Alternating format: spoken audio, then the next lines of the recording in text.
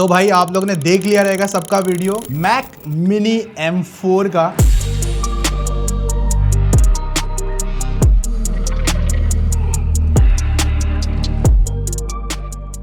मेरा थोड़ा सा लेट है, लेकिन जितना डिटेल हो सकता था सब कुछ यहाँ पर आपको बताऊंगा। तो देखो, मैंने ना ये Mac mini M4 just launch हुआ था और इसी के ही पहले अपना दिवाली का सेल गया, उसमें मेरे को एक क्रेजी डील दिखी मैक मिनी M2 को लेकर और मैंने इसे परचेज किया। इसको हम लोग यूज कर रहे थे और भाई ये आके चिपक गया यहाँ पर। और मैं आपको एक कंपैरिजन दिखाता हूँ। ये मैक मिनी M4 है, M2 है सॉरी, और इसी को ही मैं साइड में लगाता हूँ। भाई ये क्या है, ये क्या बनाया एप्पल ने लिटरली। और मतलब ये जो पावर दे रहा था तो मैं इससे तो एक बार मतलब हैप्पी ही था, मतलब ऐसा नहीं कहूँगा बहुत खुश था, पर इसकी पावर देखने के बाद में मुझे जो फील आया ना मैं बता नहीं सकता। क्यों मालूम है क्या? क्योंकि देखो यहीं पर अपना ये देखो, ये रहा, ये ऑलमोस्ट 60-70 हजार का पीसी होगा। और यही जो पावर है इसमें बड़े बड़े कंपोनेंट्स और कूलर और रैम और पता नहीं क्या क्या चीजें, ग्राफिक कार्ड इतना बड़ा बड़ा, कैबिनेट, 550 वॉट का SMPS। ये कितना लेता है पता है? 150 वॉट का पावर लेता है, बस 150 वॉट। तो भाई यहाँ पर ये पूरी जो मशीन है ना, इसको इसके साथ आप कंपेयर कर सकते हो। इवन मोस्ट ऑफ सिनेरियो में बहुत चीजें आगे आती है। मैंने यहाँ पर वीडियो रेंडरिंग टेस्ट, जो मतलब कंटेंट क्रिएशन वाले लोग हो गए, उनके हिसाब से चेक किया है, क्योंकि मेरा काम ज्यादातर वो है, तो मैंने वो वाला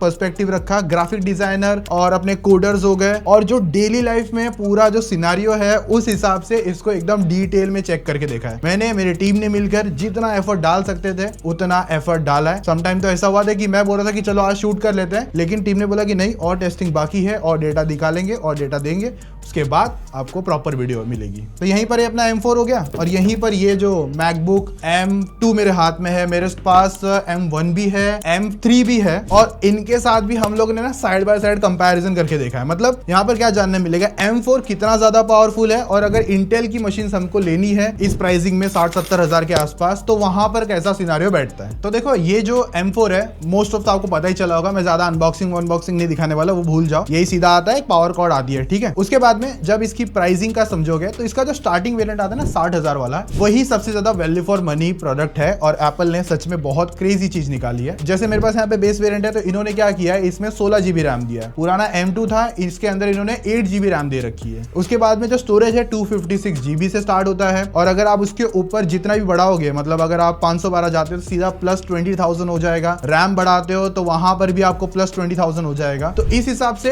अगर आप ऐसे प्लस करते जाओगे ना तो बहुत ज्यादा एक्सपेंसिव हो जाएगा। और इसका मैं तोड़ भी बताऊंगा कि यहाँ पर आपको किस तरीके से, यहाँ पर आपको बजट भी एकदम सही तरीके से रखना है और आपका काम भी एकदम सही तरीके से हो जाए। सबसे पहली बात, अगर आप लोग कंटेंट क्रिएशन करते हो तो वहां पर आपको 16 GB रैम मैं कहूंगा स्टार्टिंग के लिए बहुत ज्यादा इनफ है। बट हाँ, of course 24 GB, 30 GB, 32 GB ज्यादा बेस्ट बैठेगा। बट जहां पर बजट लोगों का टाइट है 60,000 के हिसाब से, तो वहां पर 16 GB रैम अगर आप कंटेंट क्रिएशन करते हो, जैसे कि अगर आप वीडियो एडिटिंग प्रीमियर में भी कर रहे हो, और गेमिंग की अगर बातचीत करोगे तो बहुत कम है। आगे बताता हूँ कैसे। तो हम लोग इसका 60,000 का बेस प्राइस ही पकड़ के चलेंगे, और अगर आप लोगों ने इस पर GST लगा दिया तो 50,000, या फिर अगर आपने स्टूडेंट डिस्काउंट लगा दिया तो 50,000। दोनों में से कुछ एक ही ऑफर लगेगा। और अगर कार्ड डिस्काउंट देखोगे तो सिर्फ एक ही मिलता है, 5,000 रुपए तक का कुछ तो है, लेकिन वो भी EMI ऑप्शन पर अवेलेबल है। बाकी इसमें जो एडिशनल चीजें आप करोगे ना, जिसकी वजह से प्राइसिंग और ज्यादा इनहांस हो जाएगा, तो मुझे नहीं लगता आपको ज्यादा एक्स्ट्रा एड ऑन करने की जरूरत पड़ेगी। बाकी अगर इसका पावर और सब चीजें जानोगे तो यहाँ पर आपको एप्पल की M4 चिप मिलती है, जिस पर 10 core CPU, 10 core GPU available है, और 16 कोर का न्यूरल इंजन मिलता है। और इसके अंदर बिल्ट इन अपना AI आता है, एप्पल इंटेलिजेंस, जो कि लाइक ठीक ही है, अभी उतना कुछ ज्यादा क्रेजी उसमें कुछ आया नहीं है। मैं इतना ही कहूंगा, बेसिक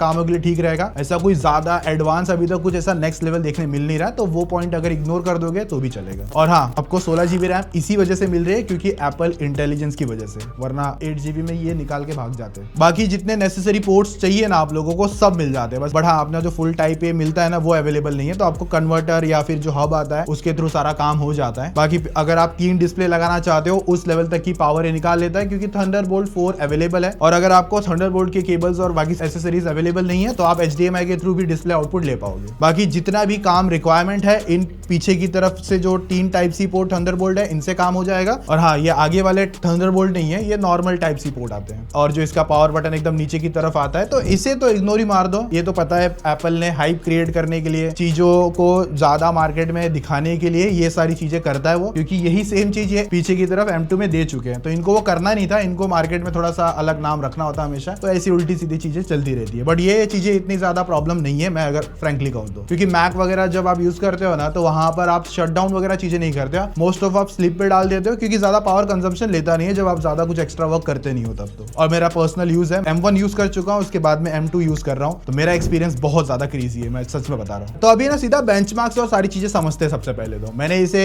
इंटेल के पीसीज के साथ भी कंपेयर करा है, M1, M2, M3 air, M-Book के साथ भी कंपेयर करा है। मेरे पास M2 है और ये M4 डेफिनेटली इसके साथ भी कंपेयर करें, तो आपको बहुत सारे स्कोर्स देखने मिलेंगे, जिसकी वजह से आपको ये आइडिया आएगा कि यहाँ पर कोई विंडोज मशीन है, उसके साथ इसका मतलब स्कोर कितना लेवल तक का है। फॉर एग्जाम्पल जैसे स्टार्ट करते हैं हम लोग, सबसे पहले इसकी जो 256 GB की स्टोरेज है, अगर आप देखोगे तो यहाँ पर आपको ये सबसे ज्यादा बेटर स्कोर निकाल के देने वाली मशीन देखने मिलती है, चाहे वो M3 हो, चाहे वो आपका कोई भी दूसरा अदर मशीन हो। मैं यहाँ पर इंटेल मशीन ऐड ऑन नहीं करूंगा। तो एक और स्टोरेज स्पीड टेस्ट एप्लीकेशन है Amorphous, तो उसके अंदर मैंने चेक करने के लिए देखा था कि शायद से कुछ नंबर गलत ना आए या कुछ चेंजेस देखने मिलेंगे। बट यहाँ पर मैंने जो नोटिस किया ना, तो Amorphous के हिसाब से सबसे ज्यादा better score MacBook M1 air में देखने मिल रही है। और हाँ, मैं एक थोड़ा सा ये बता देता हूँ मेरा पर्सनल एक्सपीरियंस। अगर आप M1 और M2 की मैकबुक में थोड़ा सा कंफ्यूज हो कि कौन सा लेना चाहिए, कौन सा ज्यादा बेटर वैल्यू फॉर मनी होगा, तो मैं आपको पर्सनली सजेस्ट करूंगा मैकबुक M1, M2 सजेस्ट नहीं करूंगा। चाहिए तो फिर आप M3 ले लेना, वो ज्यादा बेटर रहेगा। बट M2 में स्पीकर्स का प्रॉब्लम है, उसकी जो स्टोरेज है वो बहुत ज्यादा कम स्कोर देती है, जबकि M1 ज्यादा अच्छी स्कोर देती है। तो अगर आपको इस तरीके का detail comparison MacBook M1, M2, M3 के साथ देखना है मेरे स्टाइल में, तो इस वीडियो के नीचे कमेंट करके बता दो, या फिर एटलीस्ट इस वीडियो पे 5000 के ऊपर का लाइक टारगेट ठोक देना, ताकि मैं आपका वो समझ पाऊं कि हाँ, आपको इस तरीके का कंपैरिजन वीडियो भी अलग से देखना है। फिर देखो, ये जो नंबर है ना, ये सबसे ज्यादा ध्यान देने वाली बात है। Geekbench 6 के स्कोर निकाले हैं। अब यहाँ पर अगर आप ध्यान से देखते हो, तो मैंने इसे यहाँ पर इंटेल की मशीन के साथ भी कंपेयर करा है। जैसे कि इंटेल i5 पे 1650 का GPU यूज कर रहा हूँ, और इंटेल i5 13 Gen पर वहां पर 3060 का GPU यूज कर रहा हूँ। तो अगर आप प्रोसेसर की पावर देखोगे ना, तो डेफिनेटली भाई इतना छोटा सा M4 मिनी भाई सबसे ज्यादा सिंगल स्कोर निकाल के दे रहा है, मतलब 3800 का। और उसके आसपास में इंटेल की मशीन ही नहीं आ पा रही है। सबसे क्लोजेस्ट अगर देखते हो तो मैकबुक M3 देखने मिलती है, जो कि 2800 का सिंगल स्कोर निकालती है। देखो, सिंगल स्कोर पहली बात होता क्या है, जहां पर अगर आप अपने नॉर्मल ब्राउजिंग करते हो, माइक्रोसॉफ्ट एप्लीकेशन, जो छोटी मोटी एप्लीकेशन है ना, उनको चलाने के लिए जो पावर रिक्वायरमेंट है वो सिंगल कोर से आती है। या फिर अगर आप फ्यूचर में कभी जो CPU ओरिएंटेड गेमिंग आएगी ना, तो वहां पर मैकबुक M4 मिनी को कंपेयर ही नहीं कर पाओगे, इतने ही ज्यादा बेटर स्कोर आते हैं बाकी अगर आप अदर मशीन से या फिर इंटेल की मशीन से कंपेयर करते हो। फिर वहीं पर अगर मैं यहाँ पर मल्टी स्कोर दे देता हूँ, मल्टी स्कोर यानी कि जहां पर ज्यादा पावर की रिक्वायरमेंट है, for example Premiere Pro, FCP और भी जो 3D ब्लेंडर्स, ऐसे बहुत हैवी एप्लीकेशंस है। तो अब यहाँ पर जो सबसे क्रेजी नंबर आता है वही सेम अपना मैकबुक M4 मिनी है, 15000 का स्कोर है। और सबसे अगर क्लोजेस्ट देखते हो तो वहां पर 12000 पर आपको इंटेल i5 13 Gen मिलता है। लेकिन उसके जस्ट बाद में अगर देख रहे हो तो वहां पर आपको मैकबुक M3 मिलता है 11000 प्लस के स्कोर के साथ में। तो अगर इंटेल i5 13 Gen से अगर इसे कंपेयर कर रहे हो तो वहां पर ये डेफिनेटली पावरफुल है मैकबुक M4 मिनी। और मैंने इसको रियलिटी में चेक भी किया है। जैसे कि अगर मैं यहाँ पर वीडियो एडिटिंग की बात करूंगा, तो अगर मैं ना देखो प्रीमियर चलाता हूँ, उसमें मेरा एक प्रोजेक्ट है, जैसे कि यहाँ पर आप एक देखोगे जिसपे पहले इंटेल पे हमने देखा 13 Gen पर, तो वहां पर है ना एक शॉर्ट्स की फाइल थी जिसपे हम लोग ने बहुत सारा ऊपर का काम किया, ऊपर नीचे बहुत सारे इफेक्ट्स वगैरह डाले। उसके बाद में एक लेयर बना के उसमें मैंने VR ग्लो डाला 0% पर, मतलब एकदम हेवी VR ग्लो चढ़ा दिया। उसी के बाद में मैंने इस पर नॉइज भी चढ़ा दी जहां पर वो 50% था। तो अगर मैं साइड बाय साइड भी दिखाऊं या फिर मेरा ओपिनियन समझा देता हूं, तो इंटेल i5 13 Gen लैग कर जाता है। मतलब टाइमलाइन की जो प्रीमियर प्रो की टाइमलाइन है ना, वहां पर ही मुझे बहुत सारे जिटर देखने मिलते हैं। अगर मैं फुल में चला रहा हूं तो भी जिटर आता है, इवन हाफ में भी जिटर देखने मिल रहा है। बट वही मैं M4 में डाल दूं ना, वही सेम प्रोजेक्ट, सेम इसी तरीके के इफेक्ट्स, इवन उससे ज्यादा भी थोड़े अप्लाई कर दूंगा ना, तो M4 मिनी ज्यादा बेटर अच्छी तरीके से टाइमलाइन को रेंडर भी करता है, टाइमलाइन की प्लेबैक को स्मूथ भी रखता है, तो जिसकी वजह से मुझे एक चीज़ का तो भरोसा हो गया कि फ्यूचर में अगर मुझे कोई एक और पीसी बिल्ड करना पड़ा तो मैं इंटेल i5 लेने से पहले मैं मैक मिनी M4 या फिर प्रो, तो डेफिनेटली बहुत महंगा है, 1.5 लाख के आसपास तक का है और उसमें डेफिनेटली पावर भी बहुत ज़्यादा क्रेजी होगी, बट मैं M4 मिनी, मतलब इतना कहूँगा अगर किसी का बजट 50, 60, 70 के अंदर का होगा ना, तो अगर उसे एक वर्क स्टेशन बनाना है तो उसके लिए ये बहुत ही क्रेजी पावरफुल मशीन होने वाली है। फिर उसके बाद में Geekbench AI का स्कोर आता है और वहां पर भी M4 के बहुत ज्यादा क्रेजी स्कोर्स आते हैं और इंटेल का आप नंबर देख लेना, मैं नंबरिंग डाल दूंगा कौन कितना आगे पीछे रहा। फिर क्रॉस मार्क का टेस्ट करके देखा, वहां पर भी M4 मिनी एकदम आगे देखने मिला मुझे। और अगर आप कंफ्यूज हो रहे होंगे भाई ये स्कोर आप दिखा तो रहे हो बट इसका मैं करूँ क्या, तो इसका सिंपल है कि अगर जैसे M4 मिनी का पावर का आपको पता चल जाएगा जो मैं नंबर शो कर रहा हूँ कि भाई हाँ ये वाले नंबर्स आते हैं, पर अगर वही आप कोई इंटेल की मशीन या AMD राइजन की मशीन बिल्ड कर रहे हो तो ऑनलाइन है ना इस तरीके के स्कोर्स बहुत मिल जाते देखने में। तो जहां पर आप अटकते हो ना कि भाई कौन सा ज़्यादा पावरफुल होगा मेरी पैसे जो मैं डाल रहा हूँ उस हिसाब से, तो आप यहाँ पर ऑनलाइन ये सारे नंबर्स को वेरीफाई कर सकते हो। ज़्यादा मतलब झंझट नहीं लेना, तो Geekbench 6 के स्कोर को ही वेरीफाई कर लेना, बहुत सारा चीज़ें डेटा आपके सामने आ जाएगा। फिर यहाँ पर जो 3D में ब्लेंडर टेस्ट होता है, अगर यहाँ पर मतलब जो ब्लेंडर एप्लीकेशन यूज़ करने वाले होंगे उनके लिए थोड़ा सा आइडिया है। तो M4 का मैं अगर आपको ब्लेंडर टेस्ट में जो स्कोर आता है ना वो CPU पे नहीं होता, वो GPU के बेस पर आता है। तो M4 का जो GPU है उस हिसाब से देखोगे तो 237 का स्कोर है, बाकी अदर मैकबुक से कंपेयर कर सकते हो। और मैंने इंटेल i5 12 जनरेशन का एक स्कोर डाल दिया है जहां पर 159 है, तो बहुत ज़्यादा अच्छा GPU स्कोर मिलता है। और GPU स्कोर से याद आया, प्रीमियर प्रो पे जब मैं ना मल्टीपल इफेक्ट्स डालता हूँ ना, तो प्रीमियर क्या बोलता है कि मतलब इंटेल पर वहां पर वो बोलता है कि GPU का हमेशा उसे रिक्वायरमेंट रहता है अगर आप मल्टीपल ज़्यादा GPU इफेक्ट्स यूज़ कर लेते हो तब। बट वही सेम इफेक्ट्स मैं जब M4 में डाल रहा हूँ तब मुझे ये एरर नहीं दे रहा, जो कि बहुत ज़्यादा अच्छी चीज़ है। और मैं अगर टाइमलाइन रेंडर की बात करूंगा तो फटाफट जो रेंडर भी करने वाला काम आता है ना, तो वो भी यहाँ पर मुझे बेटर M4 में देखने मिल रहा है कंपेयर टू इंटेल i5 से। और मैं यहाँ पर GPU को ऐड ऑन नहीं करूंगा क्योंकि GPU को देखो अलग अलग पावर आती है, डेफिनेटली इसके अंदर है, इसमें आप चेंज नहीं कर सकते, जो अंदर आता है वो आता है। बट वहीं अगर आप PC कैबिनेट मशीन है इसमें आप चेंज कर सकते हो। आज आपका बजट 10,000 है तो आपने कोई सस्ता ग्राफिक कार्ड डाल लिया, 20,000 का बजट है तो वहां पर आपने 1650 डाल दिया, 1660 सुपर डाल लिया फॉर एग्जाम्पल, तो ये तरीके की चीजें आपको बेनिफिट मिल जाती है। बट इसमें वो चीज आपको नहीं मिलेगी। तो जिन लोगों का क्वेश्चन होगा कि मैं मैकबुक ले लूँ या फिर मैं ये वाला पार्ट ले लूँ, तो वहां पर सिंपल आंसर तो यही है कि कस्टमाइजेशन आपको बहुत मिलेगा इंटेल या PC बिल्ड के अंदर, लेकिन आपको मैकबुक में ये सारी चीजें नहीं मिलेगी। आपको जब ऑनलाइन ऑर्डर करोगे तभी आप ये कॉन्फ़िग डाल सकते हो जिसका आपको पैसा एक्स्ट्रा देना पड़ेगा, उसके बाद आपको ज्यादा एक्स्ट्रा मौका नहीं मिलेगा। उसके बाद जो मशीन है वही है, आप इसमें 0% अपग्रेड कर सकते हो। भले ऑनलाइन आपने कितना पढ़ा होगा कि इसकी SSD को आप चेंज करके आप मतलब और डेटा बढ़ा सकते हो, लेकिन एक सिंपल बात बोलूँगा, वहाँ से आपकी वारंटी अवॉइड हो जाएगी और बहुत कम लोग ही इस तरीके की तामझाम करेंगे। इंटेल वगैरह में वो सब चीज़ें एकदम ईजी है, आप डब्बा खोला, आपने खुद लगाया, निकाल लिया। इसमें वो चीज़ें बहुत हेडेक है, तो वो करना मतलब हर एक तीसरे पर्सन के लिए आसान काम नहीं होगा। फिर 3D मार्क का टेस्ट करके देख लिया, जहां पर भी मुझे बेटर स्कोर ऑफ कोर्स अपना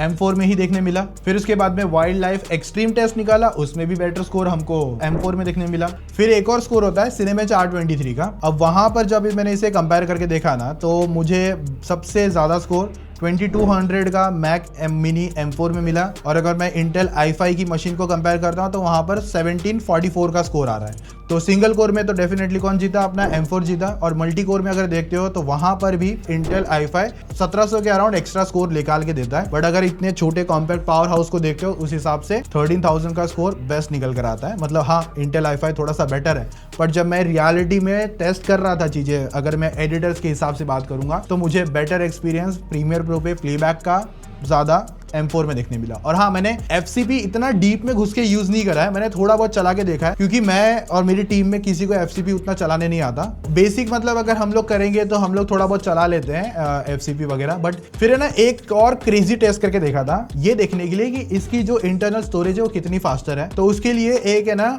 30 GB के अराउंड का एक वीडियो था जिसको हमने SSD में लिया, सैमसंग की SSD है मेरे पास, और उसको SSD से हमने उस मशीन में, जैसे कि अभी M4 में M2 में कॉपी पेस्ट करके देखा था, और बाकी सब मैकबुक में भी। तो जो सबसे ज़्यादा फास्टर कॉपी पेस्ट हुआ ना, वो हुआ मैकबुक एयर M1 में 46 सेकंड्स के अंदर। और सबसे ज्यादा जो टाइम लिया या सेकंड कह सकते हो वो अपना मैकबुक M4 आता है। तो अभी मैं शायद से कह सकता हूँ कि कुछ तो इंटरनल इश्यूज है या फिर कुछ तो एरर्स है, क्योंकि M1 एक्चुअली में देखने जाओगे ना M2 से फास्टर आपको स्टोरेज देता है और इवन बेटर परफॉर्मेंस देता है। मैकबुक M4 में मुझे वो थोड़ा सा कम देखने मिला, क्योंकि मैकबुक एयर ने जब 46 सेकंड के अंदर वही डेटा को कॉपी पेस्ट किया ना, और ऐसा नहीं कि मैंने इसको कहीं भी पोर्ट पे लगा लिया, इसको थंडरबोल्ट में लगा के ही देखा। तो देखो मैंने ना जितनी भी ऑनलाइन वीडियो देखी थी ना, तो मुझे एक ही डाउट था कि प्रीमियर इसमें कितना फास्टर है, और अगर मैं इंटेल की मशीन के साथ इसे कंपेयर करता हूँ तो क्या मुझे एक बेटर ऑप्शन देखने मिलता है कि नहीं। तो मैं यहाँ पर आपको वो जो अगर क्वेश्चन है प्रीमियर प्रो को लेकर खास करके वो समझाऊंगा, जिसमें ना सबसे पहले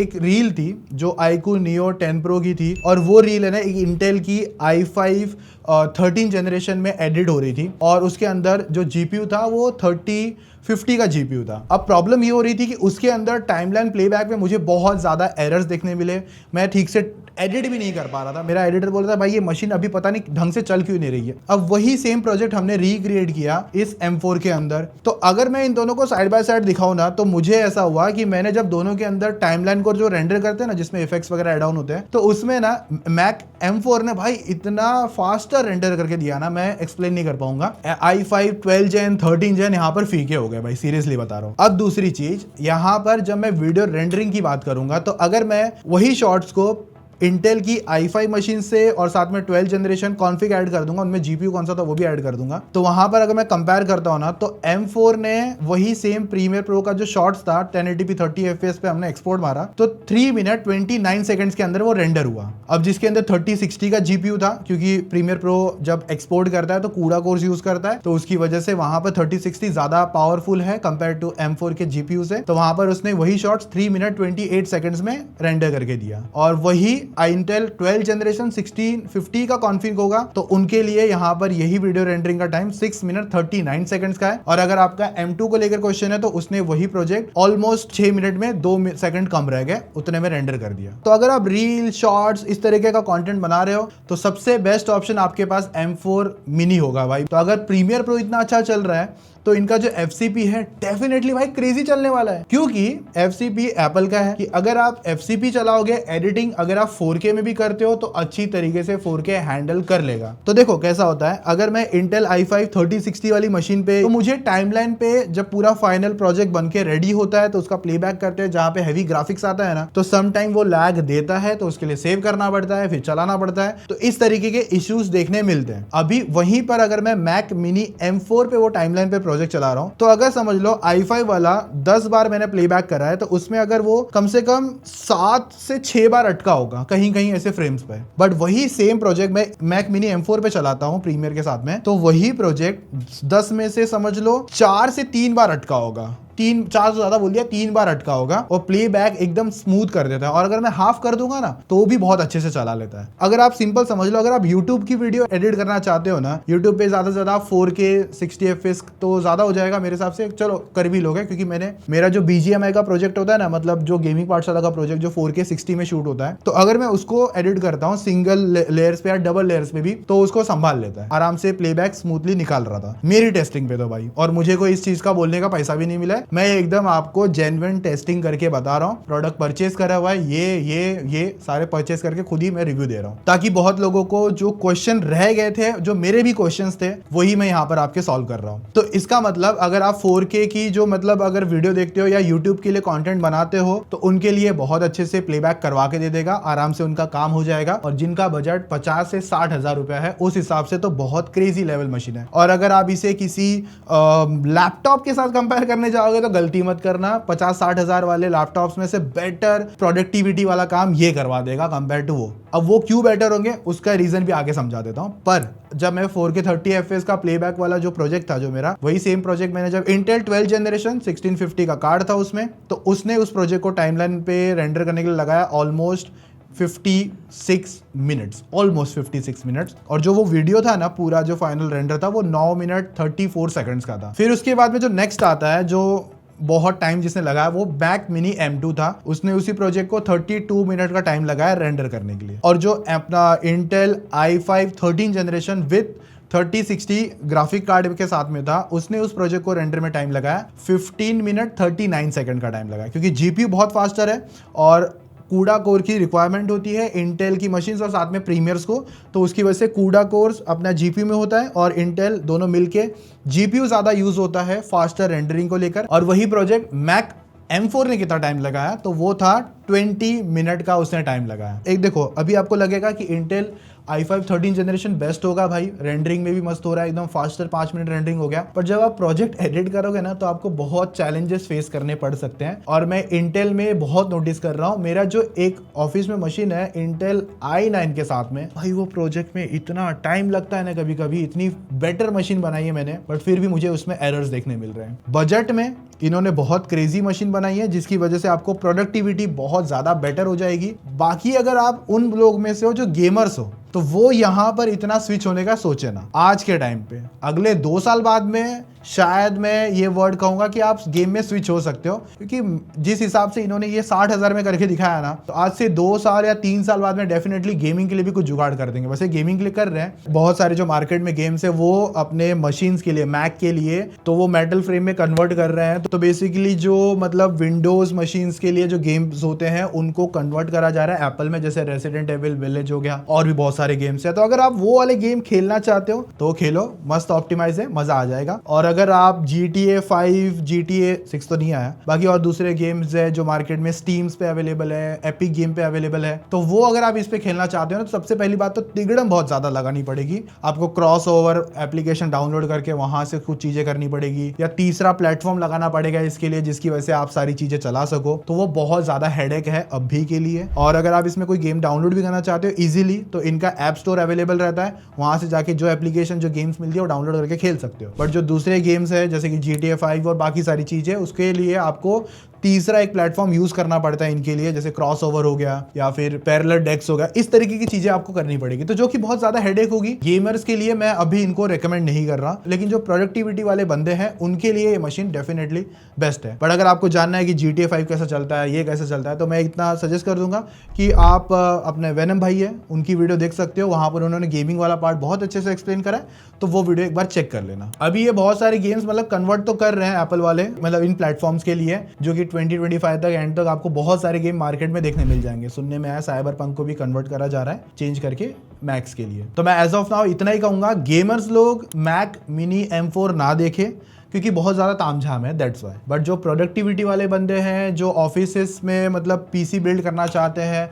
ज़्यादा बड़ा बड़ा डब्बा नहीं रखना उनको, उनके लिए यहाँ पर ये एक बेस्ट ऑप्शन रहेगा। और वहीं पर अगर आप कंपेयर करते हो, एक एग्जांपल मैंने देखा था, इंटेल i5 13 जेन अगर मैं बिल्ड कर रहा हूँ, अगर उसमें ये वाले स्पेक्स हैं, तो वहाँ पर वो पीसी मार्केट में ऑलमोस्ट 50-55,000 तक के अराउंड बन जाता है। 1660 का मैं कार्ड डालूँ तो वो 60-65,000 तक पीसी बिल्ड हो जाता है, एक नॉर्मल बेसिक स्पेसिफिकेशन अगर देखें। ऑफलाइन बार्गेन करोगे तो और भी थोड़ा प्राइस में चेंज आ सकता है। तो 60,000 वाले मशीन वो, और इसमें मतलब अगर आपको इंटेल मशीन क्यों लेनी है और ये क्यों नहीं लेना है, तो अगर आप फ्यूचर में चीजें कस्टमाइज करना चाहते हो, ग्राफिक कार्ड वगैरह पैसा डाल के बढ़ाना चाहते हो, निकालना चाहते हो, और कल को इसका कोई एक कॉम्पोनेंट खराब भी हो जाता है ना, तो आप निकाल के फेंक दो, नया लगा दो, काम हो जाएगा। इसमें वो चीजें नहीं होगी। आपको रिपेयरिंग कॉस्ट बहुत ज्यादा एक्सपेंसिव होता है मैक्स में, आपको भी पता है, तो शायद से आपको ये पूरा डब्बा ही वो लोग मतलब क्या रिपेयर ना करेंगे, बोलेंगे ये डब्बा हमको दे दो, हम आपको नया डब्बा दे देंगे, बट एक्सचेंज एक प्राइसिंग होगी जो कि 40% भी हो सकता है, कुछ भी एक अमाउंट हो सकता है, तो उस तरीके का काम होगा।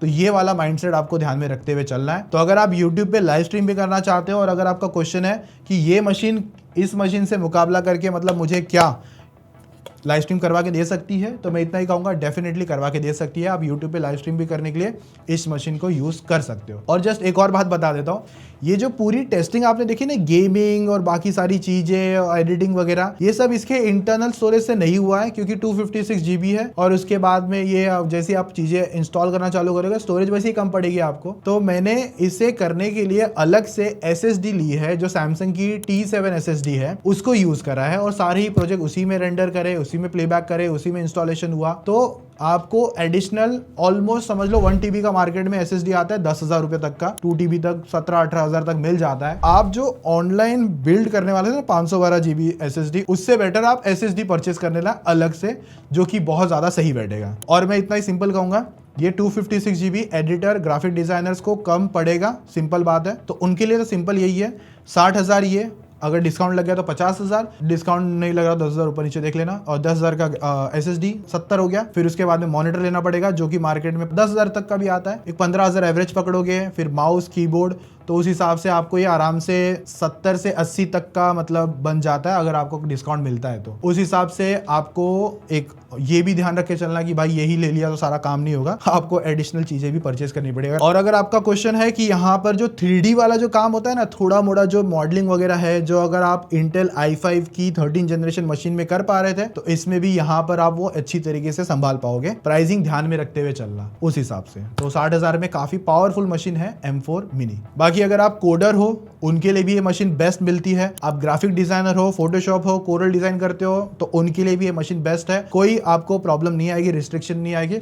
आपको रिस्ट्रिक्शन एक ही आएगी, आपने कभी मैक वगैरह यूज नहीं करा है ना, तो आपको जो कीबोर्ड है ना, अगर आप एप्पल वाला नहीं लेते हो तो आपको इश्यूज आ सकते हैं, क्योंकि वो कॉपी पेस्ट पता है ना अलग हो जाता है। तो विंडोज कीबोर्ड लोगे तो वहां पर आपको स्टार्ट बटन से ही सारा सब कुछ करना पड़ेगा, तो वो थोड़ा सा हैबिट बनने में 10-15 दिन लगेगा। मेरे साथ भी हुआ था मैकबुक वगैरह में, बाद में एकदम मस्त काम हो गया था। बाकी एप्पल का मैजिक माउस मुझे पर्सनली बिल्कुल पसंद नहीं है, इतना घटिया माउस है ना वो, मतलब एक दो कंफर्टेबल पकड़ने में नहीं है, उसको चार्ज करने के लिए भी उल्टा रखना पड़ता है, और वो पता नहीं बहुत अजीब तरीके का। जब आप यूज करोगे ना तो आप उसको छोड़ दोगे। और उससे बेटर मैं कहूंगा लॉजिटेक का MS मास्टर करके एक आपको माउस मिलता है, जो कि अर्गोनॉमिक भी है, प्रोडक्टिविटी के लिए भी अच्छा है, और बहुत ज्यादा प्रैक्टिकल भी है कंपेयर टू मैजिक माउस से, और जो कि महंगा भी आता है, 10-12 हज़ार के आसपास तक का मिलता है। तो आप मेरे हिसाब से वो मत लेना। बट हाँ, एक और इश्यू आपको फेस होगा, अगर आप मैजिक माउस नहीं लेते हो, कोई दूसरा थर्ड पार्टी माउस लगा लेते हो, तो उसके अंदर क्या होगा, आपका जो स्क्रोल आप करते हो ना, आज तक जो विंडोज मशीन यूज कर रहे थे, तो आप ऊपर करोगे तो ऊपर नहीं जाएगा, वो उल्टा आएगा, नीचे चलेगा, इन्वर्ट काम करता है। और वही मैं मैजिक माउस लगा के करूं तो प्रॉपर चलता है। अब इसका सोल्यूशन ये होता है कि इसके लिए आपको मैजिक माउस कनेक्ट करना पड़ता है, उसके अंदर नेचुरल स्क्रोलिंग होती है, वो बंद करनी पड़ती है। उसके बाद जो आपका थर्ड पार्टी माउस था, अब वो प्रॉपर, अगर आप नीचे करोगे तो नीचे आएगा, ऊपर करोगे तो ऊपर जाएगा। ये एप्पल वालों का बहुत क्रेजी दिमाग है, और जिसकी वजह से आपका एक एडिशनल खर्चा होता है। वरना माउस लेने का कोई रीजन नहीं बनेगा, सिर्फ वही एक रीजन बनेगा जिसकी वजह से आपको स्क्रोलिंग के लिए ही मेरे हिसाब से करना ही पड़ेगा, क्योंकि बहुत बेकार सिस्टम है, सच्ची बता रहा हूँ। 8-10 हज़ार उसके लिए अलग से डालना पड़ेगा। बाकी एप्पल का जो कीबोर्ड आता है ना, तो मैं तो उतना हाईली सजेस्ट नहीं करूंगा, क्योंकि वो भी यार 10-15 हज़ार का मिलता है, तो मैं इतना सजेस्ट नहीं करूंगा लेने के लिए, क्योंकि आप ऑलरेडी बजट में थे, 60,000 में आपने मशीन बिल्ड करा है, तो उस हिसाब से वो कीबोर्ड लेने का सोचोगे तो मेरे हिसाब से कोई प्रैक्टिकल नहीं बनेगा। जितना मेरा टेस्टिंग था, जितना मैंने सब कुछ बेंचमार्क्स वगैरह दिखा के जो टेस्ट निकला है, उस हिसाब से 60,000 में इतना कहूंगा बेटर पावरफुल मशीन है किसी भी इंटेल i5 और 13 जनरेशन के हिसाब से अगर आप कंपेयर करने जाते हो तो। और मुझे 60,000 में best value for money product दिखने मिला है एप्पल की तरफ से, जहां पर मैं मेरा एडिटिंग मस्त में कर लूंगा, फुल फ्लेज एडिटिंग भी कर लूंगा, 4K एडिट भी कर लूंगा, शॉर्ट्स भी कर लूंगा, जो कि मेरे लिए बहुत ज्यादा प्रैक्टिकल मशीन बनती है। और अगर आप भी उसी तरीके से प्रोडक्टिविटी के हिसाब से मैक वगैरह या M4 मिनी देखना चाहते हो तो बेहिचक आप देख सकते हो। तो जितना डेटा था, जितना सब कुछ टेस्टिंग हुआ, उस हिसाब से मैंने सारी चीजें इंक्लूड कर दी है। 1-1.5-2 महीने के बाद में लॉन्ग टर्म रिव्यू एक और लाऊंगा कि तब कैसी चल रही है। तब तक के लिए आपके कोई क्वेश्चन होंगे तो कमेंट में जरूर छोड़ देना। मैकबुक M1, M2, M3 तीनों का कंपैरिजन देखना है तो कमेंट में जरूर बता देना, मैं आपके लिए वो रिव्यू लेकर आ जाऊंगा। और बचा M2, वो खरीदने का मेरे हिसाब से आज के टाइम पे सेंस नहीं बनेगा जब तक आपको ये मशीन मेरे हिसाब से अभी भी अगर देखोगे तो 52,000 तक की मिल रही है, और उससे वे बेटर मशीन M4 मिलेगी। तो आप ये ले लेना, M2 मत लेना, क्योंकि M2 थोड़ा सा ज्यादा एक्सपेंसिव हो जाएगा। अगर आपको ये डील 40,000 तक में मिलती है ना, तो बहुत मैं एक अच्छा ऑप्शन कहूंगा। 40 तो फिर भी बहुत ज्यादा हो गया, बट 35 से 40 के अंदर तब एक ठीक डील होगी जो कि मिलने से रही। आने वाले रिव्यू में हम लोग एड ऑन कर देंगे, या फिर M1, M2, M3 वाला मैकबुक का जो वीडियो अगर हम लोग करते हैं, अगर आप इस वीडियो 5,000 के ऊपर लाइक ठोक देते हो तो वो कंपैरिजन वीडियो भी आपको जल्दी देखने मिल जाएगी। तो ये वो सारी बातें थी, जितना डिटेल में बता सकता था उतना बता दिया। होप सो वीडियो अच्छी लगी होगी। लाइक करके जाना, सब्सक्राइब जरूर करके जाना, कमेंट कर देना इनकेस कोई क्वेश्चन होगा तो। बाकी मिलते हैं नेक्स्ट तगड़ी वीडियो में, तब तक के लिए टेक केयर, बाय।